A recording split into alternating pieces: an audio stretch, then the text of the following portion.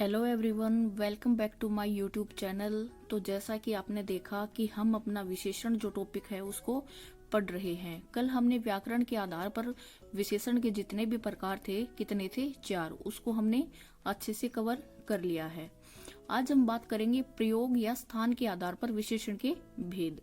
वैसे तो ये इतनी इम्पोर्टेंट है नहीं, लेकिन फिर भी एग्जामिनर क्या करता है, कई बार इनको पूछ लेता है, तो हमें तो अपना एग्जाम निकालने से मतलब है। तो अब मैं अपनी वीडियो शुरू करूं उससे पहले मैं आपको बता देती हूं कि मेरा जो चैनल है वो आपकी हेल्प करेगा हर कॉम्पिटिटिव एग्जाम में, या कोई भी अगर स्कूल गोइंग बच्चा है उसको भी उतना ही हेल्प करेगा। तो अगर आप मेरे चैनल पर नए हैं तो आप मेरे चैनल को सब्सक्राइब करें, और अगर आपको मेरी वीडियोज अच्छी लगती हैं, वैल्यूएबल लगती हैं, तो आप मेरी वीडियोज को शेयर भी करें और लाइक करें और कमेंट भी करें। तो देखिए, आज हम बात करते हैं प्रयोग या स्थान के आधार पर विशेषण के भेद। कितने होंगे? 2।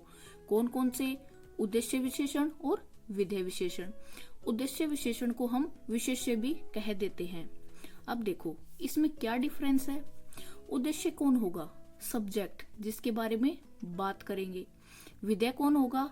ये संज्ञा के बाद में आएंगे। जैसे इंग्लिश में आपने सुना होगा ना, सब्जेक्ट और प्रेडिकेट, वही वाला सीन है ये। तो देखो, उद्देश्य विशेषण कौन से होंगे? ये संज्ञा शब्द से पहले आते हैं। विधेय विशेषण क्या होंगे? ये संज्ञा के बाद में आते हैं। जैसे एग्जाम्पल लेके अच्छे से क्लियर करते हैं। गाय काली है। अब देखो, गाय क्या है? संज्ञा, ठीक है। और संज्ञा के बाद में अगर जो भी आया है वो क्या है? अपना विधेय विशेषण, यानी कि गाय काली है, ये अपना क्या हो गया? विधेय विशेषण। क्यों? क्योंकि ये संज्ञा के बाद आया है। डेफिनेशन यही बोलती है विधेय विशेषण कौन सा होगा? जो संज्ञा के बाद में आएगा। अगला देखो, काली गाय ने दूध दिया। अब देखो, काली क्या है? उद्देश्य है। गाय क्या है? अपनी संज्ञा। अब आप बोलोगे काली उद्देश्य कैसे हुआ? अब देखो, संज्ञा क्या है? अपनी गाय। संज्ञा से पहले कौन आएगा? उद्देश्य विशेषण। संज्ञा के बाद क्या आएगा? विधेय विशेषण। तो बाद में तो इसने कुछ ऐसा कुछ बताया है नहीं, यानी कि इसने गाय जो है अपनी संज्ञा है उसका उद्देश्य बता दिया, यानी कि उसका सब्जेक्ट बता दिया कि काली गाय है। अब आगे इसने क्या बता दिया? कि उसने दूध दिया है। तो यहाँ पे अगर आपको कोई सेपरेट करने के लिए बोले कि बताओ कि अंडरलाइन जो किया है उसमें कौन सा विशेषण है, तो आप इजिली बता दोगे। यानी कि संज्ञा से पहले आएगा वो उद्देश्य विशेषण, संज्ञा के बाद आएगा वो विधेय विशेषण। अब देखो, हम थोड़ा और डिटेल में इसको समझते हैं। जया ने कच्चा आम खाया। जया क्या है? एक लड़की का नाम है। जया ने कच्चा आम खाया। यहाँ पे किसके बारे में हमने बात की है? आम के बारे में। आम कैसा है? कच्चा। अब देखो, जो अपना आम है वो अपनी संज्ञा साथ में। अब आप बोलोगे कि जया लड़की का नाम है, वो भी तो संज्ञा है। हाँ, ये भी संज्ञा है, बट हमने अंडरलाइन के ऊपर बात की थी ना, कि आपको एग्जामिनर क्या करेगा? अंडरलाइन करके बोलेगा कि यहाँ पे बताओ। अगर जया के अकॉर्डिंग पूछता तो उसके अकॉर्डिंग आंसर करते हम। यहाँ पे हमने आम, इसने अंडरलाइन करके दे दिया कच्चा आम। अब देखो, जो आम क्या है? संज्ञा है। कच्चा किससे पहले आया? संज्ञा से पहले, ठीक है। तो ये क्या हो गया? अपना उद्देश्य विशेषण। यह है सोना खोटा है। अब देखो, खोटा के नीचे हमने अंडरलाइन कर दिया। अब देखो, सोना क्या है? संज्ञा। संज्ञा के बाद में आया है तो कौन सा विशेषण होगा? विधेय विशेषण। ये सारे के सारे आपके जो उदाहरण जो मैंने अभी दिए हैं, एक गुणवाचक विशेषण के भी हैं। कैसे? गुणवाचक विशेषण क्या करता है? आपको किसी भी वस्तु का जो संज्ञा है, जो सर्वनाम है, उनके बारे में उनकी विशेषता बताता है वो। तो देखो, सोने की विशेषता बता दी ना कि वो खोटा है, आम की बता दी कि कच्चा है, यानी कि जो गुण है वो बता दिए ना कि आम का कौन सा गुण है, यहाँ पे कच्चा है, यहाँ पे आम। सोने का इसने क्या बता दिया? कि अभी जो सोना है वो खोटा है। ये सारे के सारे आपके गुणवाचक विशेषण के भी उदाहरण हैं। लेकिन एग्जामिनर क्या करेगा? वो इतना सिंपल क्वेश्चन नहीं पूछेगा कि उसने एक आपको रिटर्न में दे दिया, एक वाक्य दे दिया, बोलेगा कि कौन सा इसमें विशेषण है। उसको पता है कि गुणवाचक विशेषण है, ये हर बच्चे को पता है। वो आपके लिए क्वेश्चन को थोड़ा कॉम्प्लिकेट करेगा। उसमें वो अलग से क्या पूछ लेगा कि उद्देश्य विशेषण कौन सा है या विधेय विशेषण कौन सा है। तो इसके लिए मैंने आपको बता दिया कि संज्ञा से पहले आएगा तो उद्देश्य विशेषण, संज्ञा के बाद आएगा तो विधेय विशेषण। अब देखिए आप, जो उद्देश्य विशेषण है इसको हम विशेष्य विशेषण भी कहते हैं। जैसे वह सुंदर है, वह क्या है, आपका सर्वनाम है। सुंदर क्या है, उसकी विशेषता बता रहा है, तो विशेषण हो गया। यानी कि जो सुंदर शब्द है वो क्या बता रहा है, विशेषता। तो यह हो गया अपना विशेषण। और इसने किसकी विशेषता बताई है, सर्वनाम की, यानी कि वह की। अब यहाँ वह सर्वनाम जो है वो विशेष्य कहलाएगा। यानी कि उद्देश्य या विशेष्य हम किसको बोलेंगे, जो अपना सब्जेक्ट है, जिसकी हम बात कर रहे हैं, वो ही अपना क्या होगा, उद्देश्य या फिर विशेष्य। आई होप कि आपको उद्देश्य विशेषण और विधेय विशेषण अच्छे से क्लियर हो गया होगा। अब देखिए, आपने एक वर्ड और सुना होगा, कौन सा, परविशेषण। अब ये परविशेषण क्या होता है, देखो, जो विशेषण की भी विशेषता बताए उसको हम क्या बोलेंगे, परविशेषण। जैसे वह बहुत सुंदर है, वह अपना सब्जेक्ट हो गया, उद्देश्य हो गया, या आप इसको विशेष्य भी बोल सकते हो। ठीक है। अब देखिए, सुंदर हमने इसकी विशेषता बता दी, यानी कि ये क्या हो गया, विशेषण। अब देखिए, बहुत जो शब्द है ना, इसने क्या कर दिया, इस सुंदर की, इस विशेषण की भी विशेषता बता दी। यानी कि परविशेषण क्या होगा, जो विशेषण की भी विशेषता बताए। ठीक है। अगला देखिए, महाराणा प्रताप बहुत साहसी थे। महाराणा प्रताप क्या थे, साहसी थे।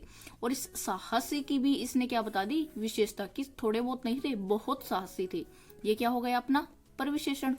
प्रतीक अत्यधिक ईमानदार लड़का है। अब देखो, हमें पता है प्रतीक ईमानदार है, लेकिन इसका जो ईमानदारी वाला जो गुण है, जो इसकी विशेषता है, वो भी हमने अलग से डिफाइन कर दिया कि कोई थोड़ा बहुत नहीं है, अत्यधिक ईमानदार लड़का है। यहाँ पे आपका जो अत्यधिक वर्ड है, ये क्या दिखा रहा है, परविशेषण। ठीक है। तो यानी कि आपको परविशेषण, उद्देश्य विशेषण और विधेय विशेषण क्लियर हो गए होंगे। अब देखिए, ये कुछ एक मैंने आपके प्रचलित परविशेषण लिखे हैं, जो आपको कई बार यूज होते दिखाई देंगे।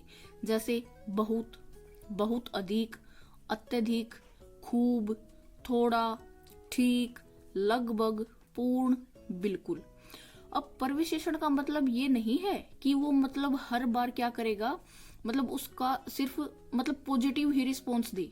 यानी कि अगर कोई बेईमान होता और वो कुछ ज्यादा ही बेईमान होता, वहां पर भी हम दिखा सकते हैं ना कि अत्यधिक बेईमान है।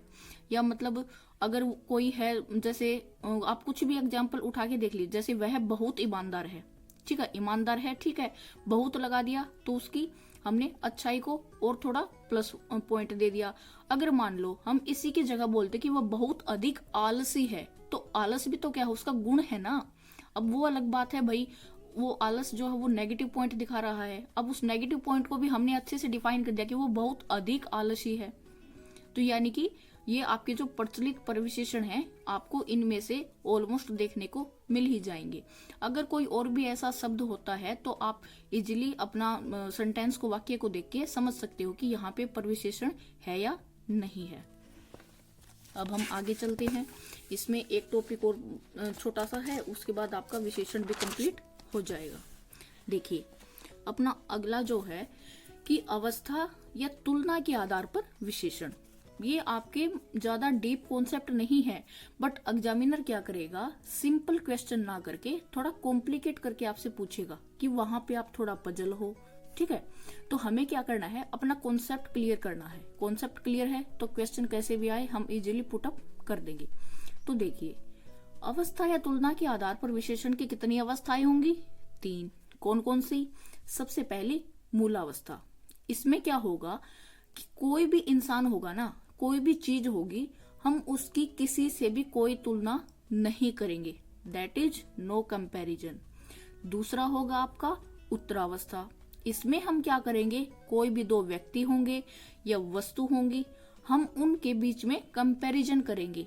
अब वो कंपैरिजन हम किस बेस पे करते हैं, गुण है, दोष है, अवस्था है, दशा है, वो कुछ भी हो सकता है। यानी कि उत्तरावस्था में किन्हीं 2 के बीच में कंपैरिजन होगा। तीसरा क्या है आपका उत्तमावस्था। इसमें क्या होगा, 2 या 2 से ज्यादा व्यक्तियों या वस्तुओं के बीच में हम कंपैरिजन करेंगे। अब देखिए, हम एग्जाम्पल से समझते हैं। पहला क्या है, मूलावस्था। जैसे सीता अच्छी पढ़ती है, यानी कि हमने सीता को किसी के साथ कंपेयर नहीं किया, हमने सीता का बता दिया कि वो अच्छी पढ़ती है। ये क्या है आपकी मूलावस्था, यानी कि कोई कंपैरिजन नहीं किया। अब मैं बात करती हूँ उत्तरावस्था की। इसमें क्या होगा, हम दो वस्तु या दो व्यक्तियों के बीच में गुण दोष के बेस पे कंपैरिजन करेंगे। जैसे सीता गीता से अच्छा पढ़ाती है, यानी कि सीता और गीता में हमने कंपैरिजन कर दिया कि सीता जो है वो गीता से अच्छा पढ़ाती है, हो गया ना कंपैरिजन। तो ये उत्तरावस्था। उत्तमावस्था क्या होगी, इसमें दो से ज्यादा व्यक्ति या वस्तुओं के बीच में हम तुलना करेंगे। जैसे सीता सबसे अच्छा पढ़ाती है, अब ये कंपैरिजन हमने 100 के बीच में किया है, 500 लोगों के बीच में किया है, या कितने के बीच में किया है हमें भी नहीं पता, बट हमने उसको सुप्रीम बना दिया यहाँ पे, यानी कि सबसे ऊपर, सर्वश्रेष्ठ।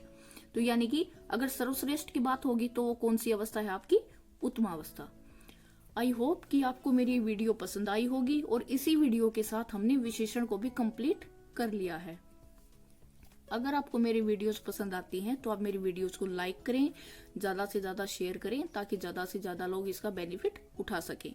और आप अगर मेरे चैनल पे नए हैं तो मेरे चैनल को सब्सक्राइब करें। Thank you.